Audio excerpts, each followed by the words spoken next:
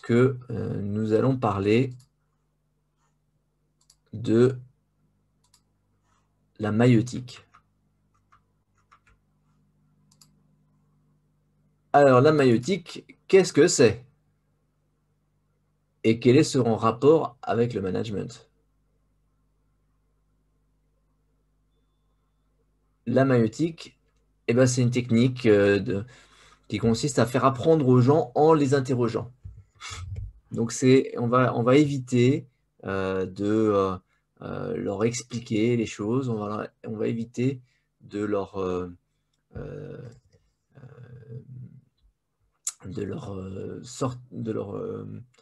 imposer un savoir, on va chercher à leur faire découvrir.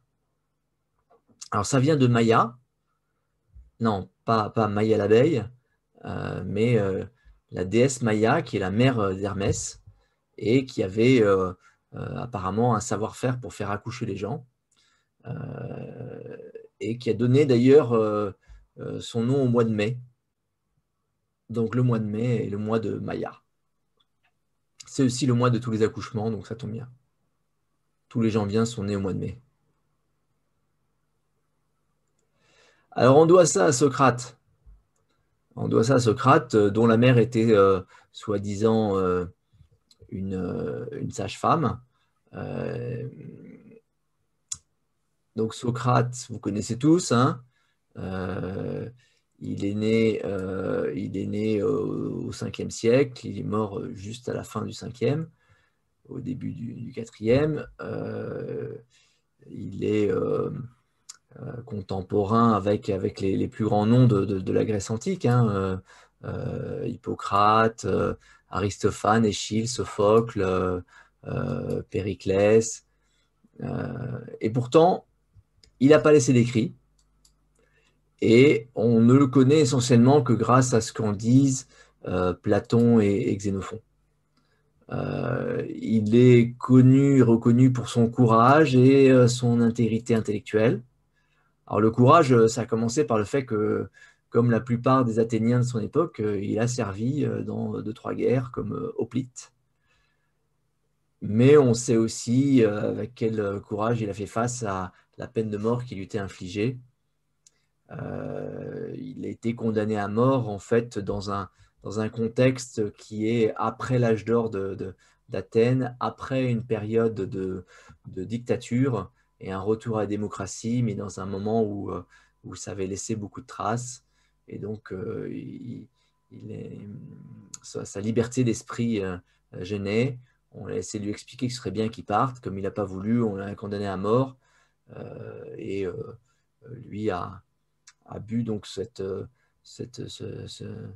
coupe de ciguë, c'est comme ça que la légende le rapporte, qui est un violent poison. Il y a un très bon livre sur Socrate, qui est un roman écrit par Gérald Messadier. J'aime beaucoup Gérald Messadier, c'est toujours extraordinaire à lire de culture générale. Et donc, il a fait un petit livre pour replacer Socrate dans son contexte. Alors, la maïeutique. La maïeutique, donc, c'est la façon qu'avait Socrate d'enseigner. Ça et la notion d'enseigner en marchant, qui a donné le terme péripatéticien, qui n'a rien à voir donc avec la prostitution, mais pour autant, c'est là que le terme est né. Il y a deux périodes hein, dans Socrate. Il y a une période de l'Elenkos et plus tard une période de la maïeutique. Alors, l'Elenkos, c'est l'art de la réfutation, donc c'est un peu plus violent. C'est en gros montrer aux gens qu'ils ont tort. Donc il avait une technique bien à lui qui était un peu limite. Mais en fait, pendant très longtemps, il se baladait dans les villes, dans les rues d'Athènes et il essayait de montrer aux gens qu'en fait, il ne savait rien. Donc c'est pas forcément quelque chose de très consensuel, mais il était un peu comme ça.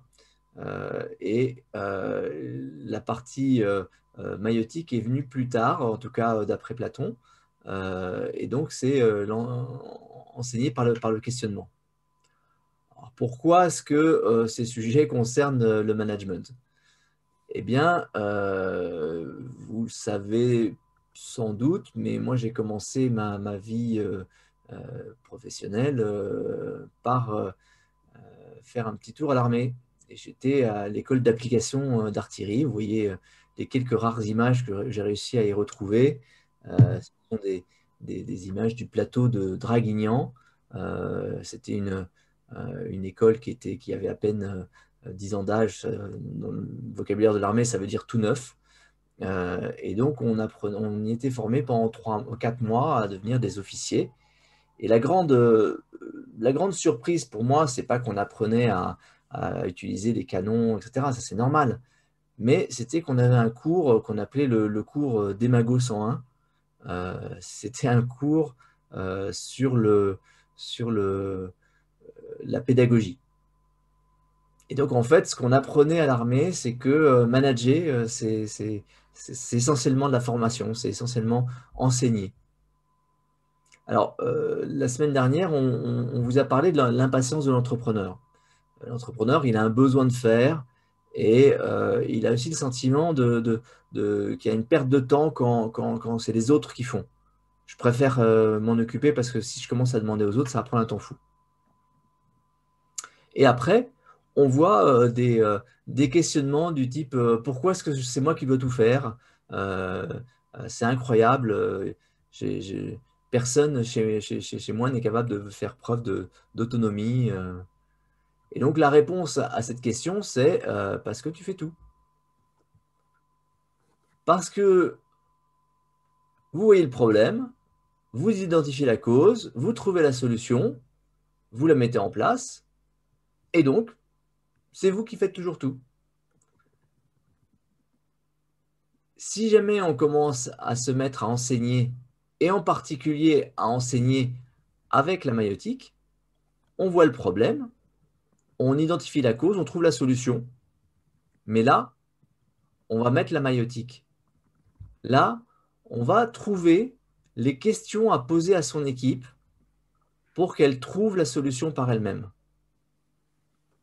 Et pour qu'elle mette en place elle-même les solutions qu'elle a trouvées. Alors, évidemment, je vous ai mis, vous êtes tranquille grâce à ça, mais en fait, c'est beaucoup plus fort que ça. Ce que ça vous apporte, c'est une équipe qui va gagner en capacité à résoudre les problèmes. Donc, ce que je vous propose, c'est de faire cet investissement, parce que vous voyez que c'est quand même un process beaucoup plus long que le précédent, et de faire cet investissement une fois que vous avez trouvé la solution, de se retenir de la mettre en place et de faire des étapes supplémentaires qui sont coûteuses, mais c'est tout la notion de l'investissement. Investir, c'est le sacrifice de choses auxquelles on tient dans l'idée d'avoir plus tard un meilleur futur. Donc voilà pourquoi il faut aller dans la maïeutique. Voilà pourquoi il faut pourquoi il faut se forcer à aller faire de la formation et de la faire d'une manière qui soit permettre à vos collaborateurs de trouver eux-mêmes.